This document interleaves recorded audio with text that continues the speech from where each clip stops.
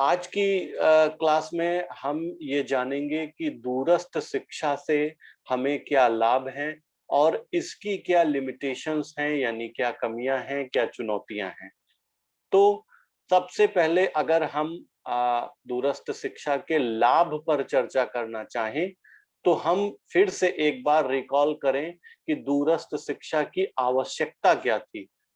हम लोगों ने जब दूरस्थ शिक्षा की आवश्यकता के बारे में विस्तृत रूप से अध्ययन किया था, तो पाया था कि अनेक कारणों से दूरस्थ शिक्षा भारतीय परिस्थितियों में आवश्यक है।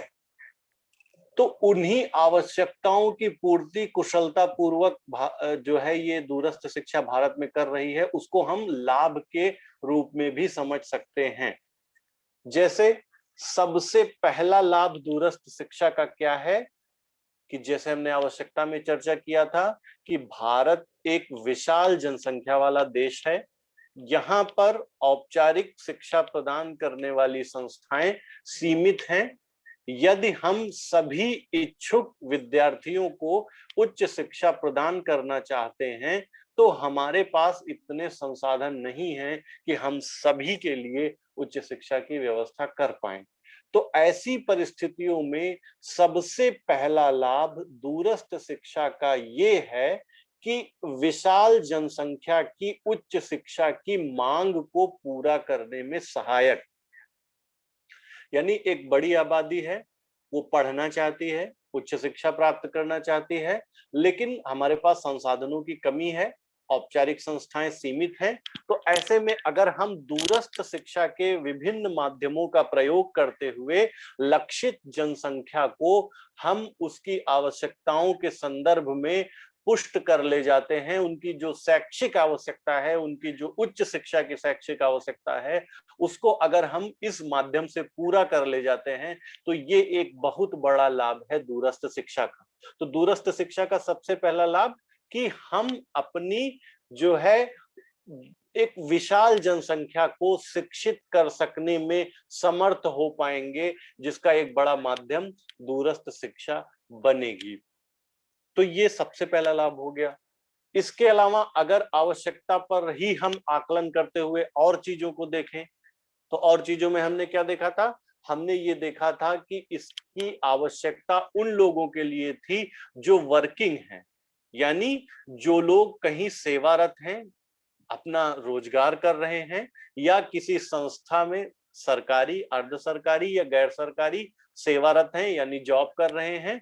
वो अगर आगे पढ़ाई जारी करना चाहते हैं, जारी रखना चाहते हैं, तो उनके सामने चुनौती ये है कि वो जो है अपनी जॉब छोड़ करके पढ़ाई नहीं कर सकते। क्यों नहीं कर सकते? क्योंकि जॉब करना व्यक्ति का केवल पैशन नहीं होता है। जॉब करना कभी-कभी व्यक्ति की मजबूरी भी होती है, क्योंकि उसको अपनी आर्थिक जो है व्यवस्थाओं का भी ध्यान रखना है। व्यक्ति यदि कहीं पर सेवारत है, तो उसका सबसे बड़ा लाभ है कि वो आर्थिक रूप से आत्मनिर्भर होगा। वो अपनी कमाई से अपनी जीविका चला रहा होगा। लेकिन ऐसा व्यक्ति जो अपनी आजीविका चलाने के लिए जॉब कर रहा है, लेकिन वो फिर भी पढ़ाई अपनी जारी रखना चाहता है, तो वो रेगुलर मोड पे पढ़ाई नहीं कर सकता, क्योंकि दो कार्य एक साथ नहीं किए जा सकते। आप औपचारिक पढ़ाई भी करें और औपचारिक रूप से कहीं जॉब भी करें, ये जो है विधिक रूप से उचित नहीं है। इसलिए ऐसे लोग जो ऑलरेडी कहीं जॉब में हैं या अपना रोजगार कर रहे हैं, वो औपचारिक शिक्षण संस्थाओं को नियमित रूप से अपना समय नहीं दे सकते, इसलिए उनकी आगे की पढ़ाई नहीं हो पाती। तो दूरस्थ शिक्षा का लाभ, सबसे बड़ा लाभ ये है कि ऐसे लोग जो कहीं पर सेवारत हैं, वो भी दूरस्थ शिक्षा से कोई ना कोई कोर्स जो वो करना चाहें, वो कर सकते हैं। इसके लिए कई जो है संस्थानों की अपनी कुछ गाइडलाइन होती हैं, कुछ नियम होते हैं। जैसे एक सामान्य सा नियम है कि आप यदि कहीं सेवारत हैं, किसी जॉब में हैं, तो आपको कोई भी जो है कोर्स करने से पहले परमिशन लेनी पड़ेगी अपने उच्च अधिकारी की, यानी जो आपका नियोक्ता है या जो आपका ऊपर का पदाधिकारी है, या जो उस संस्था द्वारा इन अधिकारों को प्रदान जिस उस संस्था ने किया है उसके द्वारा आपको अनुमति प्राप्त करनी होगी। जैसे मैं बीएसएनवी पीजी कॉलेज में अध्यापन कर रहा हूँ, शिक्षक के पद पर कार्यरत हूँ, लेकिन इसके अलावा जैसे मेरा कोई और इच्छा हो कि जैसे मैं किसी दूसरे विषय में परास्नातक करना चाहूँ, मुझे पॉलिटिकल साइंस में बड़ी रुचि है, मुझे हिंदी साहित्य में बड़ी रुचि है, तो मैं चाहूँ कि उसमें मेरा एमए हो जाए, तो ऐसे अगर मैं एमए करना चाहूँ तो नहीं कर सकता हूँ, कि किसी संस्था में प्रवेश लिया, एडमिशन लिया, एग्जामिनेशन दिया, डिग्री ली, वो नहीं हो सकता है, क्योंकि मैं यहाँ पर जॉब में हूँ। अगर मुझे किसी रेगुलर मोड पे इंस्टीट्यूट से डिग्री लेनी है तो मुझे यहाँ से छुट्टी लेकर के 2 वर्ष की जाना पड़ेगा, तब मैं कर पाऊंगा। लेकिन अगर मैं दूरस्थ शिक्षा का विकल्प चुनता हूँ, डिस्टेंस मोड को ऑप्ट करता हूँ, तो मैं ये कार्य बड़ी आसानी से कर सकता हूँ। मैं इग्नू यानी Indira Gandhi national open university या उत्तर प्रदेश राजर्षि टंडन मुक्त विश्वविद्यालय, और भी अनेक सारे विकल्प हमारे सामने हैं। मैं चाहूं तो यूपीआरटीओयू से आवेदन कर दूं, अपने जो महाविद्यालय के प्राचार्य हैं, प्रबंधक हैं, उनसे मैं अनुमति ले लूं कि मैं ये कोर्स करना चाहता हूं, मुझे अनुमति प्रदान करने की कृपा करें। यदि वो अनुमति दे देते हैं तो मैं जॉब करते हुए भी अपनी पसंद के विषय से एमए या किसी अन्य डिग्री को प्राप्त कर सकता हूं। वो पूरी तरह से वैध है, वैलिड है, और उसकी वही मान्यता है जो सामान्य कोर्सेज की है।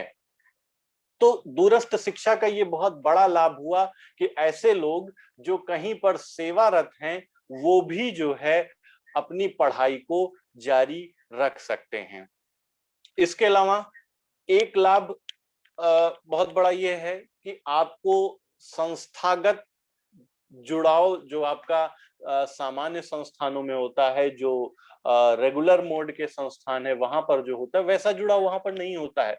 वो आपके सामने मतलब नियमित रूप से कक्षाओं में उपस्थित होने की बाध्यता नहीं होती। ये भी एक दूरस्थ शिक्षा का बड़ा लाभ है। यानी जब आप अपने महाविद्यालय में पढ़ाई करते हैं तो यहाँ पर व्यवस्था है कि आपको जो है पढ़ाई करनी होगी, क्लासेस अटेंड करनी होगी। मान लीजिए आपकी परिस्थितियां उपयुक्त नहीं हैं, आपका जो घर है वो संस्थान से बहुत दूर है, या कोई ऐसी जो है मार्ग में बाधा है जिसके कारण आप नियमित रूप से संस्था में उपस्थित नहीं हो सकते, तो सामान्य कोर्सेज में, सामान्य मोड में तो ये बाधा है। लेकिन अगर आप दूरस्थ शिक्षा के माध्यम से अध्ययन कर रहे हैं तो उसका ये विशेष लाभ है कि आपको कोई बाध्यता नहीं है कक्षा को करने की, नियमित रूप से संस्था में उपस्थित होने की। तो ये भी एक लाभ है कि नियमित कक्षाओं की उपस्थिति से मुक्ति या नियमित कक्षाओं की उपस्थिति से स्वतंत्रता, आप अपने अनुसार जो है अध्ययन कर सकते हैं। इसके अलावा अगर जो है हम आर्थिक दृष्टि से देखें तो जो दूरस्थ शिक्षा है वो अपेक्षाकृत सामान्य जो परंपरागत शिक्षा है उसकी अपेक्षा वो सस्ती है। यानी दूरस्थ शिक्षा में सामान्य शिक्षा की तुलना में फीस कम लगती है, क्योंकि जब आप किसी संस्था में, औपचारिक संस्था में प्रवेश लेते हैं तो वहां पर अनेक प्रकार के शुल्क आप पर लगाए जाते हैं, चाहे वो कंप्यूटर शुल्क हो, लाइब्रेरी शुल्क हो, ट्यूशन फीस हो, डेवलपमेंट फीस हो, और भी बहुत सारी तरह की फीसेस जो है वो संस्थान लगाते हैं। लेकिन ये सारे बहुत सारे खर्चे ऐसे हैं जो दूरस्थ शिक्षा में नहीं होते हैं। उस कारण से दूरस्थ शिक्षा जो है वो अपेक्षाकृत सस्ती है। ये जो है एक विशेष लाभ है दूरस्थ शिक्षा का।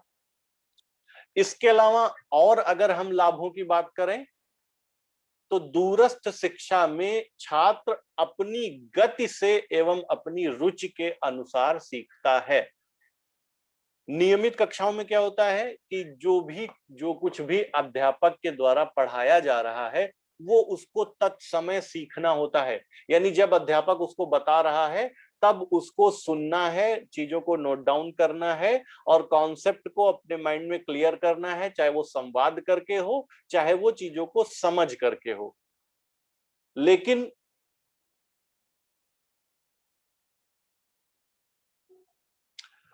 लेकिन हम अगर दूरस्थ शिक्षा की बात करें तो दूरस्थ शिक्षा में ऐसा नहीं होता है। दूरस्थ शिक्षा में हमने आपको बताया था कि इसके क्या-क्या अंग हैं, जिनके माध्यम से हम कक्षा अटेंड करते हैं और अपनी पढ़ाई करते हैं। उसमें से सबसे पहला माध्यम है मुद्रित सामग्री यानी प्रिंटेड मटेरियल। परंपरागत रूप से प्रिंटेड मटेरियल आज भी जो है दूरस्थ शिक्षा का एक बहुत बड़ा टूल बना हुआ है। तो जब हमको प्रिंटेड मटेरियल के माध्यम से पढ़ना है तो हम चीजों को तब तक पढ़ेंगे जब तक कॉन्सेप्ट क्लियर नहीं हो जाएगा। क्लास में क्या है कि क्लास में मान लीजिए कि भौतिक परिस्थितियां उपयुक्त नहीं हैं या आप मानसिक रूप से तैयार नहीं हैं, आप मानसिक रूप से कुछ जो है एकाग्र नहीं है, तब भी क्लास चल रही है तो आपको सीखना ही सीखना है। आप सीख पाते हैं तो ठीक, नहीं सीख पाते हैं तो भी जो है अध्यापक पढ़ा करके चला जाता है। लेकिन दूरस्थ शिक्षा में चूंकि आपको निर्भर रहना है स्व अध्ययन पर, आपको निर्भर रहना है अपनी इच्छाओं के अनुरूप कि हमको कब जो है पढ़ाई को समय देना है और कब जो है हमें पढ़ाई संबंधित असाइनमेंट का काम जो है पूरा करना है। तो वो एक बेहतर स्थिति होती है कि छात्र अपनी गति से और अपनी इच्छा से सीखता है। जैसे मान लीजिए उसको प्रिंटेड मैटर पढ़ना है तो वो रात में पढ़े या दिन में पढ़े ये उसकी इच्छा। अगर यूट्यूब पर या किसी अन्य कोर्सेज, पेनड्राइव कोर्सेज के माध्यम से उसके पास वीडियोस उपलब्ध हैं तो वो रात में 12 बजे भी देख सकता है, दिन में 8 बजे भी देख सकता है। जब उसके पास समय हो, जब उसकी इच्छा हो तब वो देख सकता है। कोई बाध्यता नहीं है कि 11 से 11:45 उसको कक्षा में बैठना है। तो इससे क्या लाभ है? इससे ये लाभ है कि विद्यार्थी जो हैं वो अपनी गति से सीखते हैं और वो अपनी रुचि के अनुरूप भी उनका सीखना सुलभ होता है। इसके अलावा जो और लाभों की अगर हम चर्चा करें तो एक विशेष लाभ है कि जो कुछ कॉन्सेप्ट ऐसे हैं जिनको क्लियर करने के लिए पर्याप्त समय देने की आवश्यकता होती है। कक्षाओं में अगर हम व्यावहारिकता की बात करें तो एक कक्षा में एक अध्यापक पर 100 से अधिक विद्यार्थी पढ़ने के लिए निर्भर हैं। तो अगर किसी कक्षा में 100 विद्यार्थी हैं और अध्यापक अपने तरीके से आकर के पढ़ा करके चला जाता है तो वो 100 के 100 विद्यार्थियों से पर्सनल कांटेक्ट नहीं रख सकता है कि वो विद्यार्थियों की प्रगति का आकलन करे, मूल्यांकन करे कि आपका सीखना इसमें हुआ है कि नहीं। यदि नहीं हुआ है तो क्या जटिलता है। तो जन दबाव, विद्यार्थी दबाव अध्यापकों पर अधिक है, इसलिए वो कॉन्सेप्ट को सभी विद्यार्थियों को क्लियर करने के लिए व्यक्तिगत रूप से समय नहीं दे पाता। लेकिन यदि हम दूरस्थ शिक्षा के माध्यम से पढ़ रहे हैं तो मल्टीमीडिया मोड पर, इंटरनेट पर ऐसे सुविधाएं उपलब्ध हैं कि अगर आपको कॉन्सेप्ट समझ में नहीं आ रहा है तो आप बार बार उसको देख करके आप कॉन्सेप्ट को समझ सकते हैं। मतलब उसमें आपको एक बार में नहीं समझ में आया, दोबारा देखिए, दोबारा नहीं समझ में आया, तिबारा देखिए। और अन्य भी जो है बहुत सारी जुड़ी हुई सामग्रियां आपको मिल जाती हैं। मान लीजिए आप वहां पर आंख की संरचना पढ़ रहे हैं, तो आंख की संरचना अगर आपको विद्यालय में अध्यापक पढ़ाएगा तो वो चित्र ले आएगा या बोर्ड पर आंख की संरचना बना करके उसमें आपको इंगित करते हुए एक एक पार्ट का जो है विस्तृत विश्लेषण प्रस्तुत करेगा। लेकिन जब आप मल्टीमीडिया मोड से, मोबाइल से, लैपटॉप से, कंप्यूटर से सीख रहे हैं तो वहां पर जो वीडियोस उपलब्ध हैं उनका आप गहनता से अध्ययन करके जो है समझ सकते हैं। तो ये भी एक बड़ा लाभ है कि विद्यार्थी जो है मल्टीमीडिया साधनों का उपयोग करते हुए बेहतर तरीके से सीख सकते हैं। इसके अलावा बहुत सारे लाभ हैं जिनकी चर्चा अगर हम लोग करेंगे तो बड़ा समय हो जाएगा। तो मुख्य मुख्य ये लाभ जो है होते हैं। इसके अलावा एक लाभ ये भी है, सोनम यादव आप डिस्टर्ब हो रही हैं।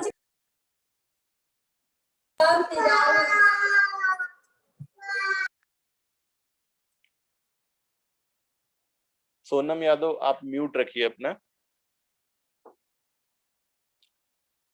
तो अनेक लाभ हैं। जैसे अगर हम देखें तो वर्तमान में जो देश में उस उच्च शिक्षा संस्थानों की स्थिति है, अध्यापकों का अभाव है, वहां पर अध्यापकों के सभी पद जो है वो भरे हुए नहीं हैं।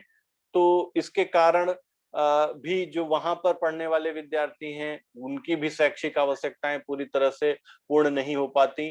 तो ऐसी स्थितियों में जब आप दूरस्थ शिक्षा में प्रवेश लेते हैं, तो इन सब लाभों की विशेष प्रासंगिकता है, जिनकी हम लोगों ने अभी चर्चा की। अब इसके बाद जो इस दूरस्थ शिक्षा के संदर्भ में आपका अंतिम टॉपिक है, वो है दूरस्थ शिक्षा की क्या चुनौतियां हैं या क्या कमियां हैं। हमको ये जानना जो है जरूरी है कि हम जब दूरस्थ शिक्षा के अंतर्गत पढ़ते हैं, तो बहुत सारी जटिलताएं भी होती हैं। जटिलताओं की अगर हम चर्चा करें, तो आप स्वयं जो है इसके कॉन्सेप्ट को जब देखेंगे, तो अनेक बाधाएं आपको समझ में आएंगी।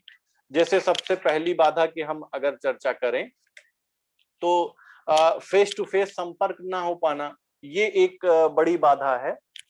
एक मिनट।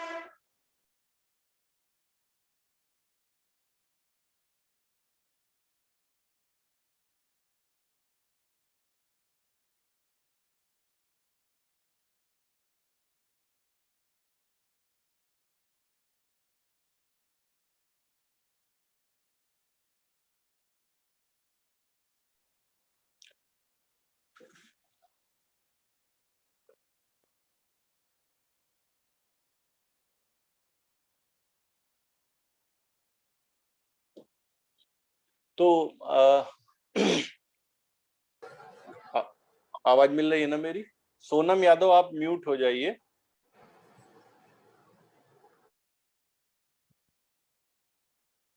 हाँ, अभी ठीक है। तो सबसे पहली अगर हम बाधा की बात करें, तो सबसे पहली बाधा क्या है कि जब हम शिक्षा के कॉन्सेप्ट को पढ़ते हैं, आप सभी शिक्षा शास्त्र के विद्यार्थी हैं, आप लोगों को फर्स्ट ईयर में सबसे पहले ये बताया जाता है कि शिक्षा क्या है, शिक्षा का अर्थ क्या है, उद्देश्य क्या है, इसका स्वरूप क्या है, इसका संगठन कैसा है, ये सारी चीजें। तो उसमें से आपको एक बात बताई गई होगी कि शिक्षा त्रिध्रुवीय प्रक्रिया है। सबसे पहले कहा गया कि शिक्षक और शिक्षार्थी दो ध्रुव, फिर कहा गया कि शिक्षा त्रिध्रुवीय है, यानी शिक्षक, शिक्षार्थी और पाठ्यक्रम। तो अगर हम शिक्षा की अवधारणा में ही ये मानते हैं कि शिक्षा त्रिध्रुवीय प्रक्रिया है, तो दूरस्थ शिक्षा में जो शिक्षा का प्रमुख ध्रुव है, अध्यापक यानी शिक्षक, शिक्षक, शिक्षार्थी और पाठ्यक्रम, ये तीन प्रमुख ध्रुव हैं। तो अगर एक प्रमुख ध्रुव उपस्थित ही नहीं है, तो सीखना बहुत बेहतर नहीं हो सकता। हम लोग बार बार जब डिजिटलाइजेशन की बात करते हैं, ऑनलाइन क्लासेस की बात करते हैं, ई कक्षाओं की बात करते हैं, तो एक सबसे बड़ा सवाल यही उठता है कि क्या मशीन या क्या कंप्यूटर या कोई अन्य चीज शिक्षक का स्थान ले सकती है क्या? तो सबका एक मत जो है यही सुर होता है कि शिक्षक का स्थान कभी भी मशीन नहीं ले सकती, क्योंकि कॉन्सेप्ट क्लियर करना, मशीन हमको सूचना देती है, लेकिन शिक्षक हमको ज्ञान देता है।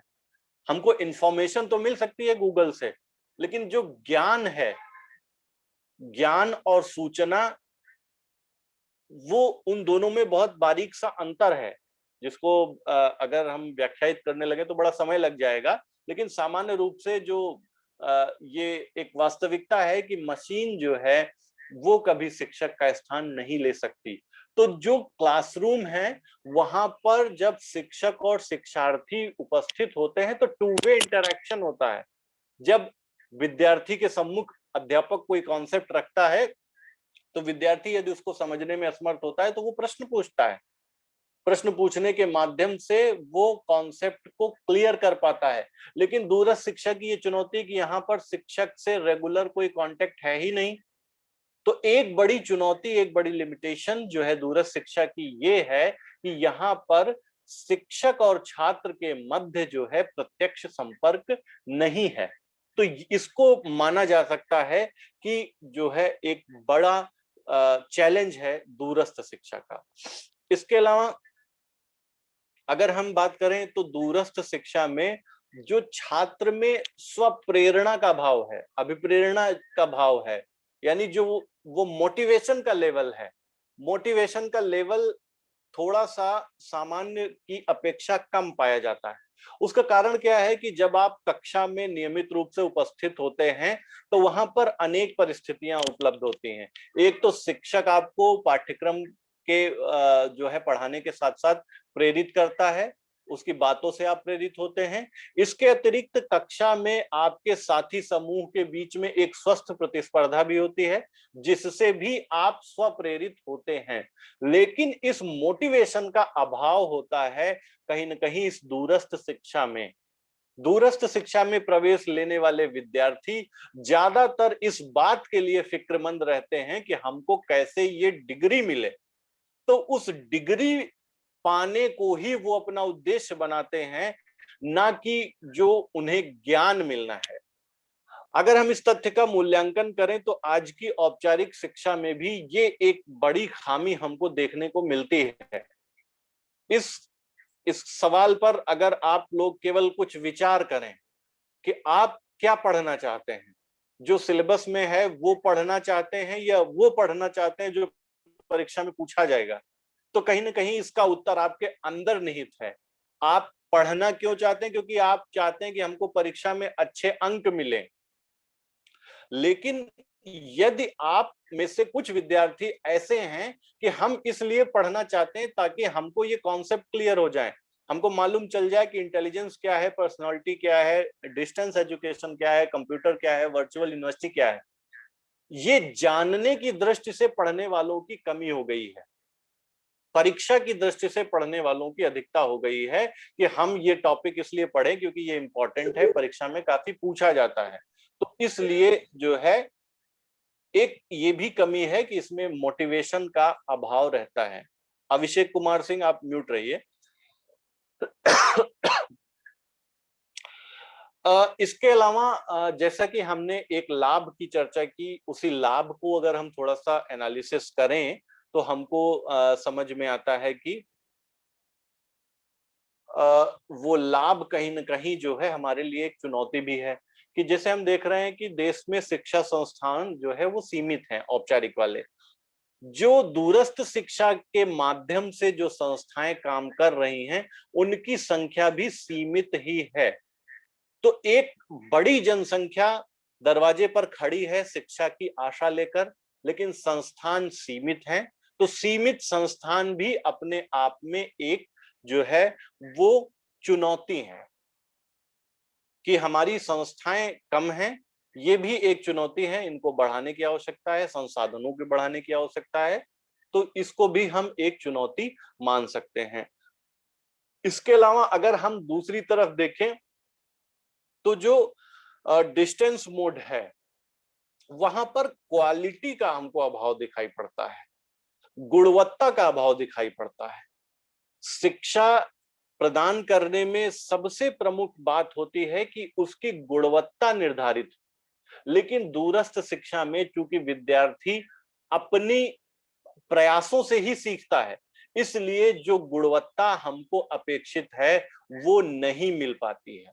तो ये भी एक बड़ी चुनौती है इस दूरस्थ शिक्षा की। इसके अलावा अगर और हम चुनौतियों की बात करें तो देखें कि संसाधनों में बड़ा अंतर होता है, यानी इंफ्रास्ट्रक्चर हो या जो और लर्निंग एनवायरनमेंट क्रिएट करने वाले रिसोर्सेज हों, वो दूरस्थ शिक्षा माध्यमों में कहीं ना कहीं हमको अनुपलब्ध दिखाई पड़ते हैं। जैसे आप अगर पढ़ना चाहें, सीखना चाहें तो आपके महाविद्यालय में लाइब्रेरी है, कंप्यूटर है, इंटरनेट लगा हुआ है, आप उनका प्रयोग करते हुए सीख सकते हैं। लेकिन जो विद्यार्थी दूरस्थ शिक्षा से पढ़ते हैं, उनके पास अध्ययन के लिए विकल्प बड़े सीमित होते हैं कि इन्हीं माध्यमों से वो सीख सकते हैं। तो ये भी जो है एक बड़ी चुनौती है दूरस्थ शिक्षा की।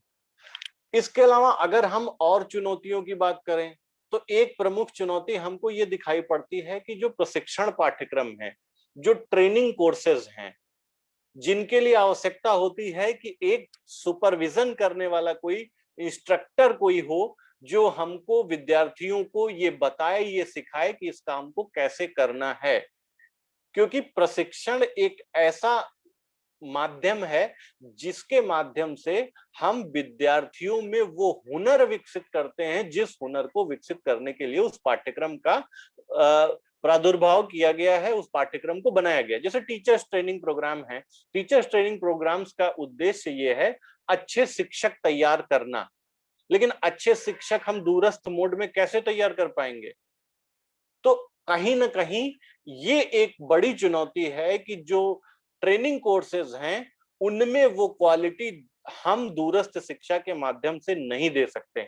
और यही कारण है कि बहुत सारे ऐसे ट्रेनिंग कोर्सेज हैं जिनको डिस्टेंस मोड पर उपलब्ध ही नहीं कराया गया है। जैसे अभी एक समय आया था जब डिस्टेंस मोड से पीएचडी भी रोक दी गई थी कि फिलहाल अभी डिस्टेंस मोड से पीएचडी नहीं कराई जाएगी। बीएड को भी जो है बड़ी चर्चा चली कि डिस्टेंस मोड से नहीं कराया जाना चाहिए क्योंकि ये ट्रेनिंग है, और ट्रेनिंग जो है हमेशा होती है किसी एक्सपर्ट के ऑब्जर्वेशन में, ताकि वो आपकी गतिविधियों को ऑब्जर्व करे, आप में अपेक्षित सुधार करे। तो ये एक बड़ा जो है हम कह सकते हैं कि डीमेरिट है कि प्रशिक्षण कार्यक्रम हमको वो नहीं गुणवत्ता दे पा रहे हैं जिस गुणवत्ता की मांग जो है वो विद्यार्थी कर रहे हैं। तो ये कुछ सारी जो है दूरस्थ शिक्षा की चुनौतियां हैं। इन चुनौतियों को पार पाने के लिए निरंतर प्रयास चल रहे हैं। जो संस्थाएं हैं दूरस्थ शिक्षा प्रदान करने वाली, ओपन डिस्टेंस लर्निंग प्रोग्राम चलाने वाली, वो इन सब पर बड़ी तेजी से काम कर रही हैं। संसाधन बढ़ाए जा रहे हैं, लर्निंग रिसोर्सेस निरंतर इंक्रीज हो रहे हैं। क्योंकि इंटरनेट के आगमन ने एक ग्लोबल विलेज की अवधारणा को जन्म दिया है, इसलिए हमारे सामने सीखने के जो माध्यम हैं वो विकल्प बहुत ज्यादा हैं। इसलिए हम निरंतर इस दिशा में गुणात्मक प्रगति भी कर रहे हैं, केवल जो है मात्रात्मक प्रगति नहीं कर रहे हैं। संख्या भी बढ़ रही है और गुणवत्ता भी बढ़ रही है क्योंकि हमारे पास रिसोर्सेज बढ़ रहे हैं। आज से अगर हम 30 साल पहले की बात करें तो इंटरनेट का वो प्रयोग नहीं हो पा रहा था, उस लाभों से हम वंचित थे जो हम लाभ आज अर्जित कर पा रहे हैं। तो इस प्रकार हम लोगों ने आज की क्लास में ये देखा कि दूरस्थ शिक्षा से क्या लाभ हैं और इसकी क्या चुनौतियां हैं। तो अब तक की दूरस्थ शिक्षा के पाठ्यक्रम में आपके निर्धारित तत्व, दूरस्थ शिक्षा का अर्थ, इसकी आवश्यकता, इसके लाभ और इसकी सीमाओं पर हम लोग चर्चा कर चुके हैं। अब अगर इससे संबंधित किसी का कोई प्रश्न हो तो वो पूछ सकता है।